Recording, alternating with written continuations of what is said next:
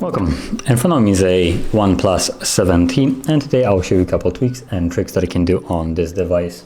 So we're going to begin with the fingerprint animation, which will allow you to change the animation whenever you put your finger to the display. So I'll lock it just to show it. You can see this little like circular animation. Now this is different than it's normally. And to set it up, all you need to do is go into the settings, then security and lock screen, fingerprint. Confirm your fingerprint or pattern, and once you're in there you have fingerprint animation effect, and you have a couple to choose from. It looks like 4 different ones, so you have basically none, the one that I was showcasing, then you have the ripple effect, and Cosmos is the default one. And whatever you select, all you need to do is then just check mark right here, and if I lock the device now and press it, you can see that now there's a ripple effect animation. So that is how you would change it, and it's just a cosmetic change. It doesn't really do anything apart from that. Now the second thing I will want to show is the RAM boost, and what it does is helps apps, or well, helps the device perform better in a way by learning how you use it. So as an example, if you use specific apps or apps, multiple, doesn't really matter, at a specific time in a day, the device will learn that time and then prioritize additional RAM to it, so that the apps that you will want to launch will be already ready to be launched and already good to go. While also the apps that, for instance, you don't use at that time will lose the priority and will be kind of set in the background with as little resources used as possible. So the device can prioritize also the battery life, considering you won't be using that app at this moment. And the device basically learns how you will use the device and what apps you use and when you use them. And also, if you launch that app, some app like that you wouldn't normally launch, don't worry, it will still work. It just won't be as ready, for instance, as the apps that you would normally launch on a daily basis. The device has learned. Those apps will be basically pre-rendered for you and ready to go. And to get it working, all you need to do is just go into the settings, then all the way down to system, and you have RAM boost, and then enable it right here. So that's another one. Now, next one that I want to showcase is the refresh rate of the display. Now, by default, it's set to 90. Well, if you're not really familiar, what it does is 90 frames is just more frames on the display per second. So by default, every normal phone has about 60 frames per second. So when you're scrolling through something, you will see only 60 frames from animation A to B. And if you have 90, well, then you have basically that 30 frames more additionally to what you would normally get.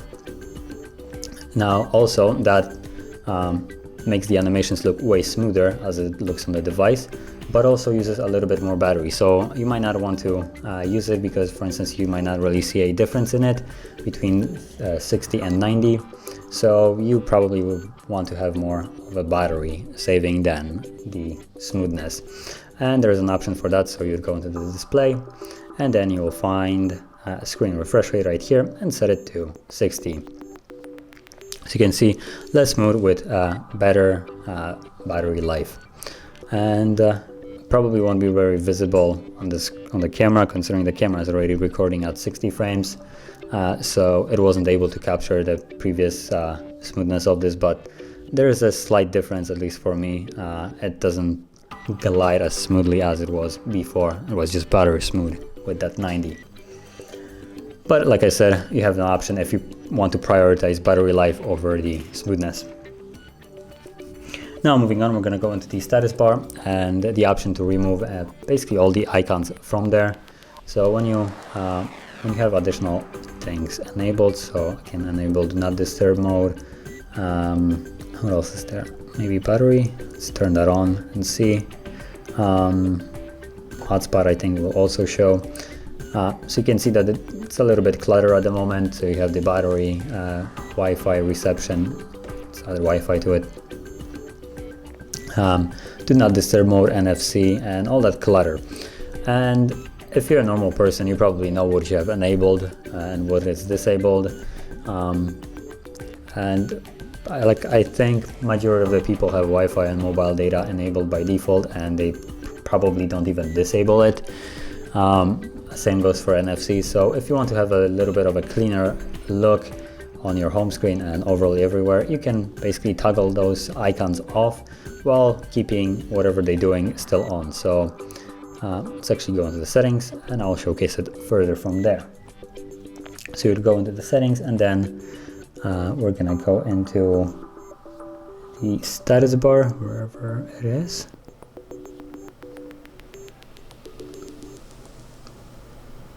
Let me just search it, I think it's gonna be easier. Status bar right here, so it was under the display. Let's go in here and then tap on icon manager, and here you have all the things that you can toggle on and off. So as you can see, there's the icon for NFC, toggle it off, it's gone. And NFC is still enabled, and you can enable and disable it. It just won't be showing up in your status bar. You can toggle this off, Wi-Fi, volume, do not disturb mode, Bluetooth, hotspot, and you can see every time I toggle it, each one of them starts to just disappear. Now there's I guess some things that you cannot toggle off, like battery, it looks like, and your mobile network, but you have the option to toggle most of the clutter that you normally have off, which is a fairly nice thing to have.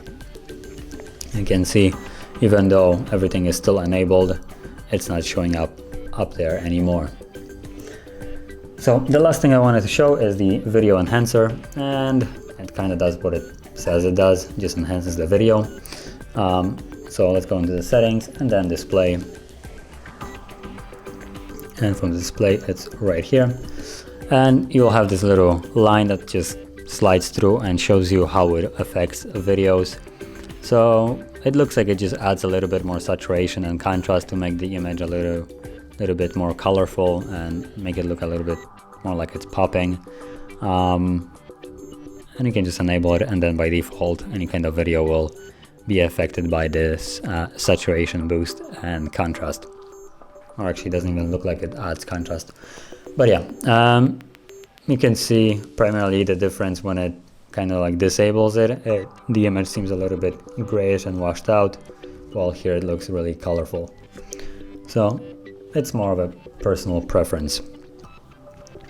But yes, this would conclude all the tweaks and tricks that I want to share. And if you found any of them helpful, don't forget to hit like, subscribe, and thanks for watching.